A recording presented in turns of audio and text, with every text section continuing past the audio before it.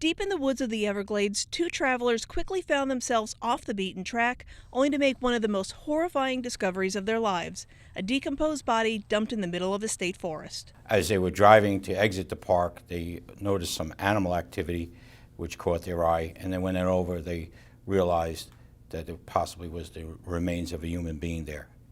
Midday, August 29th, the gruesome finding was made about 7 miles inland at Picayune Strand in Collier County. It's a location that not many can get to and only a few would know exists in the first place. It's suspicious due to the remoteness of the area that she was found. It's in a very southern part of the state forest, and to get there takes some type of doing. You can't just wander off a road and randomly walk there. It's very secluded. The recovery effort for the woman's remains took 2 days in the heat of summer.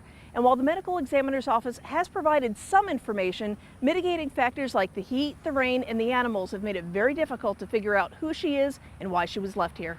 What investigators do know about this woman is she was either white or Hispanic, was between 39 and 59 years of age, she had brown hair, at some point in her life she had a fractured collarbone and tailbone, and she had extensive dental work.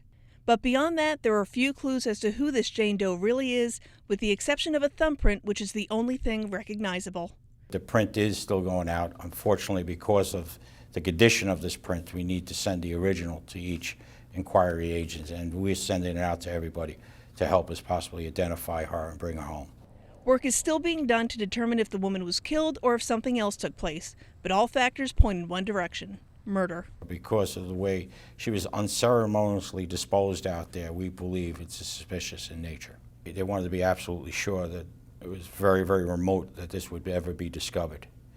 The goals at this point are first to identify her and return her remains to her loved ones, and second, to figure out who's responsible for leaving her there. We believe that she has family out there that for some reason, unknown reason, haven't realized yet that this person is missing. And we'd like everybody who does have a family member, might live alone or haven't heard from, that might fit into this category, to give us a call. Detectives are also asking hunters who frequent the Strand, who may have been in the area the week before she was discovered, to think back and try to recall any suspicious vehicles or activity. So few people that actually even hunt that area that they probably would notice a different vehicle in that spot. Whomever this woman is, she deserves to be identified, and whomever left her in the woods needs to be held responsible, and your information can provide that closure. For Southwest Florida Crime Stoppers, I'm Trish Rout.